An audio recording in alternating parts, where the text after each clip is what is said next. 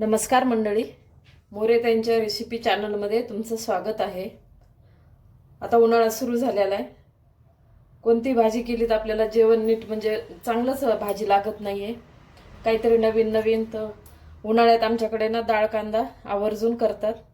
तो डाळ कांदा मी आज तुम्हाला दाखवणार आहे. तर डाळ कांद्यासाठी 2 तास झालं मी ही तुरीची डाळ भिजू घातली होती.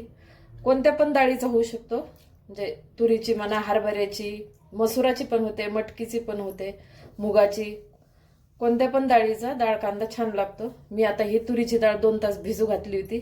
डाळ आपली घरची केलेली आहे, त्याच्यामुळं ना हे साल्ट दिसते तर भिजवल्यानंतर निघले. आता आपण याला साहित्य काय काय लागणार आहे ते पण पाहून घेऊ. सर्वात महत्त्वाचा कांदा आहे, त्याच्यामुळं 4 मोठे कांदे कापून घेतलेले, म्हणून तर आपण डाळ कांदा म्हणतो. तर हे असे मोठे 4 कांदे आपण कापून घेतलेले आहेत. कोथिंबीर, लसण, 2 हिरव्या मिरच्या, फोडणी करता मोहरी, जिरे. आपण चवीनुसार मीठ टाकणार आहे, हळद. हे तिखट कलर येण्यासाठी कमी तिखट आहे, आणि हे तिखट जास्त तिखट आहे तर ते पाऊण चमचा घेतलंय, हे 1 चमचा घेतलंय. कांदा लसूण मसाला 1 चमचा, धने पावडर 1 चमचा. आपण हा लसण आणि 2 हिरवी मिरची घेतली, ते खलबत्त्यात कुटून घेऊ.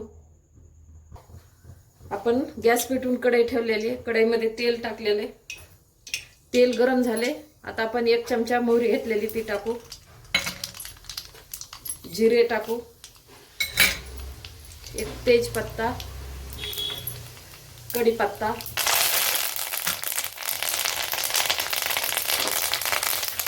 आणि आता कांदा टाकू.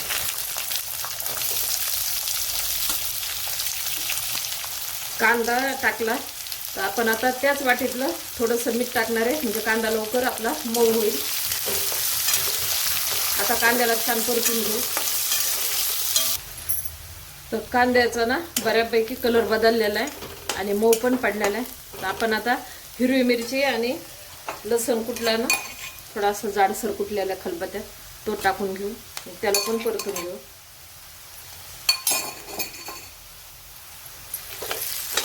मिरची आणि लसण परतून घेऊ.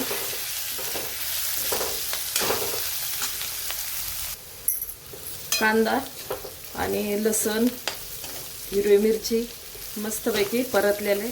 आता आपण राहिलेले सुके मसाले टाकू. आपण आता ही काश्मीरी लाल मिरची पावडर टाकू. जास्त तिखट नाही, हे थोडंसं तिखट आहे घरचं आपलं बनवलेलं. हे पण घरीच बनवलेले मी, पण हे तिखट आहे आणि हे कमी तिखट आहे, त्याच्यामुळे वेगवेगळं ठेवलं. हा कांदा लसूण मसाला,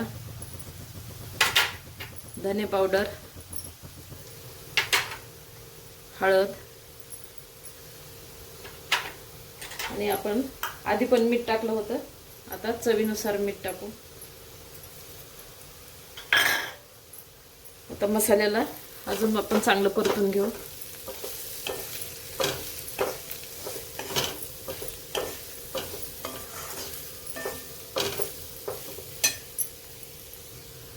आता हे मसाले पण छान परतलेत.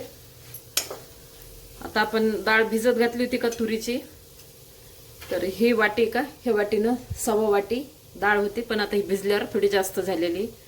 2 तास भिजू घातली होती तुरीची डाळ. आता ही पाण्यातून काढलेली मी. आता ही डाळ आपण ह्या मसाल्यामध्ये टाकून घेऊ.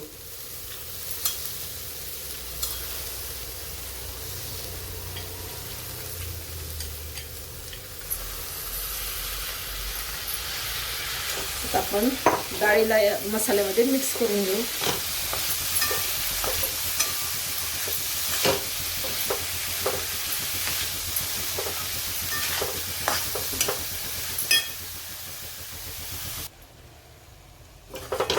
डाळ ना मसाल्यामध्ये छान परतली आहे.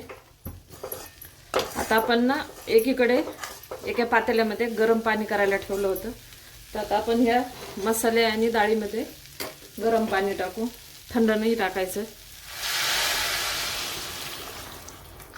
आणि थोडं शिजायपुरतंच, कारण आपल्याला जास्त पण शिजायची नाही. असं बोटावर घेतली ना आपण, दोन्ही बोटाच्या मध्ये दबन का इथपर्यंत शिजवायची डाळ.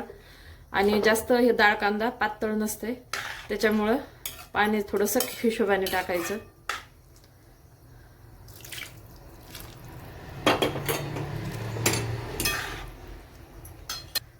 थोडीशी कोथिंबीर टाकलेली, वरून पण टाकणार आहे. आता आपण झाकण ठेवून डाळ कांदा शिजून घेऊ. तुम्हाला वाटलीच गरज थोडंसं पाणी लागेल त्या हिशोबाने तुम्ही पाणी टाकू शकता. आणि झाकण ठेवलं तरी अधूनमधून आपल्याला त्याला बघत राहायचंय.